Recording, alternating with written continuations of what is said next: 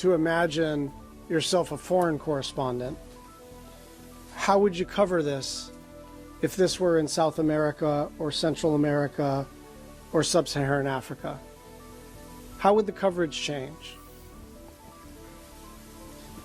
If you don't like an agency, if you don't like a spending provision, propose a bill, pass a law.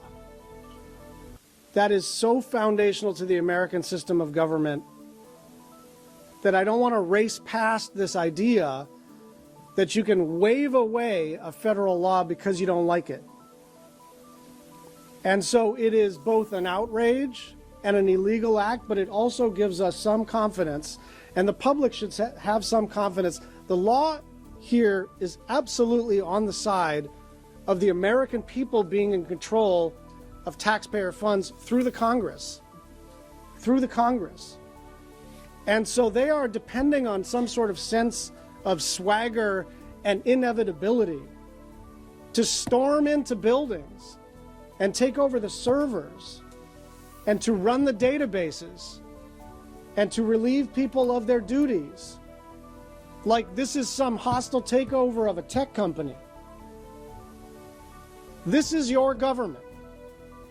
And you can hate parts of it and love parts of it and be neutral about other parts of it, but it's still your government.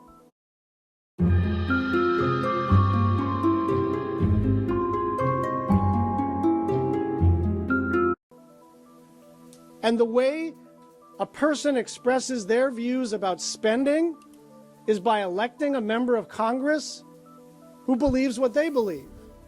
And so if anyone in the Trump administration wants to modify the spending law that was enacted, you gotta come back to Congress and modify the law that was enacted. This is not some minor transgression. This is an illegal act. They stormed into buildings. They shut down agencies illegally. And sure, first it was USAID.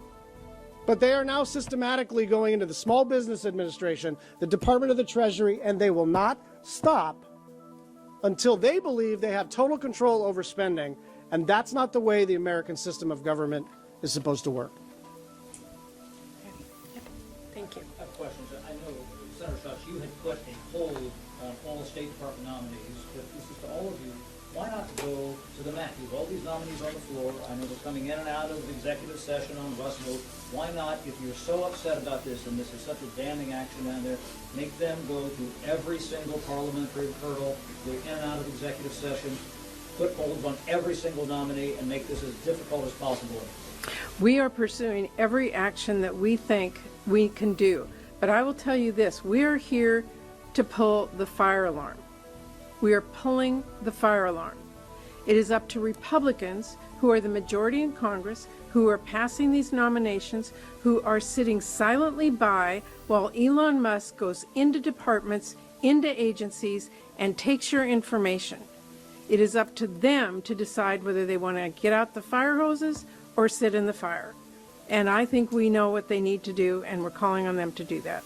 Chad, one fact I know because you follow the Finance Committee, the filing season has just started, and we got word that Musk apparently doesn't agree with the Treasury Secretary. The Treasury Secretary said that he was going to allow direct file, this new approach that Senator Warren and a whole group of us have been after for years because we're the only Western industrialized nation that doesn't use this approach. And we've got to run this to ground, but it's our understanding that Musk is going after that. And if that's the case, that will be an immense burden on people who've already started to file their taxes. This is out of control and simply cries out for some accountability, and that's what we're focused on, and a bunch of us are on the tax committee and are already working on it. Yes. Can you just expand on that a little bit? You are in the minority right now. You are fighting this through your communications, but what other steps can Democrats do to, like you say, fire? Well, first of all, remember here we are, a week later, a week ago, the Trump administration illegally started impounding money that Congress in a bipartisan fashion had agreed to put into law. Within a few days, we had legal challenges to that in the courts, and every judge that has seen this, to my knowledge, has told them that this is illegal and that they need to start the payments again. I will, as an aside, tell you I spent the day on the phone with a number of my constituents who were calling who still don't have access to their funds. So we have an administration right now who doesn't believe the law applies to them. We will pursue this in the courts. We will demand that our counterparts in the Republican caucus also call on the president to follow the law. And we will again ask everyone out there to let your legislator know, use your voice to let your members of Congress know you will not stand for this. That's what changed last week. One and that's what final we need. thing on the procedural stuff. We're just not going to preview. We're just not going to preview all of our parliamentary moves. We have leverage. We don't have extensive leverage, but we're not without tools, and we will be using them. But we're not going to announce all of what we're up to today. Do any of you see the March 14th government funding deadline as a point of leverage? And if so, how do you plan to use it? Well, I don't.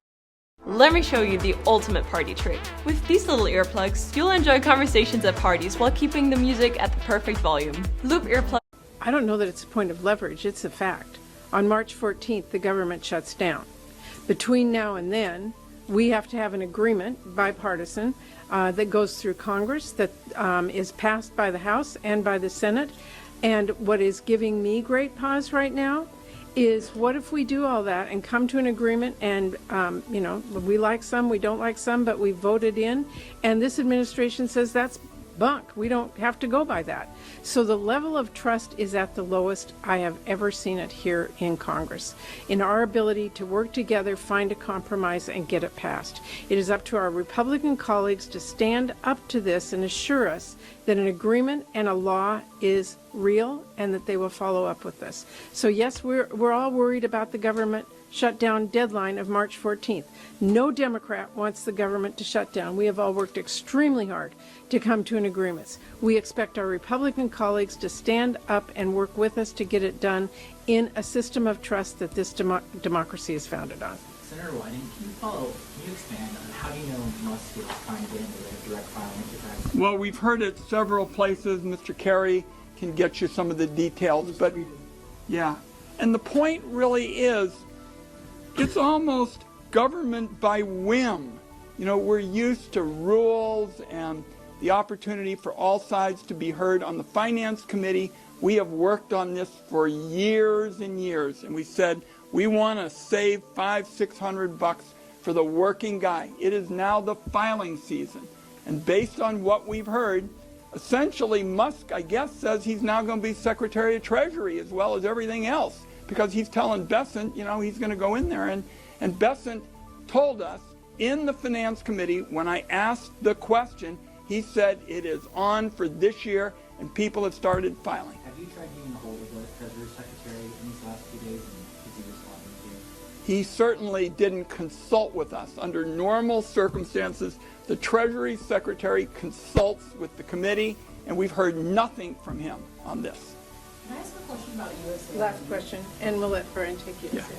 Now, your former colleague, Senator, now Secretary Rubio, said today of USAID, he said, my frustrations with USAID go back to my time in Congress.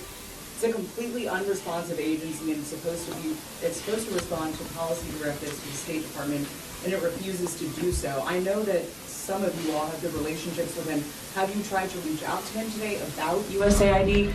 Do you remember him talking about this when he was a member? Have you heard this from other Republicans? We've been in constant, my office and a number of us in the Senate have been in constant contact with Secretary Rubio about this. He's been obviously overseas, so a little harder to catch. Here's what I would say about that. If there is an opportunity to look at reform, I am all ears. I'm now the ranking member of the SFOPS subcommittee. Lindsey Graham and I had a conversation about the kinds of reforms that were being contemplated by the Secretary, but we cannot have a negotiation when the whole agency is illegally shut down. If the agency is reopened, then we can start acting like adults again and have a negotiation, but right now they've illegally shut down all foreign aid.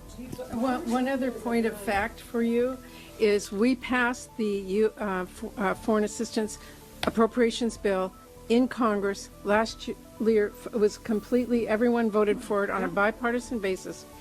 Across the board, every single member, no one raised any issues that you just stated. No one. And we had a full committee hearing and markup, and none of that was raised. Can I just ask one follow-up? I have heard from someone with USAID stationed abroad who has not been locked out of their systems. You're saying everything is shut down. Is that the case?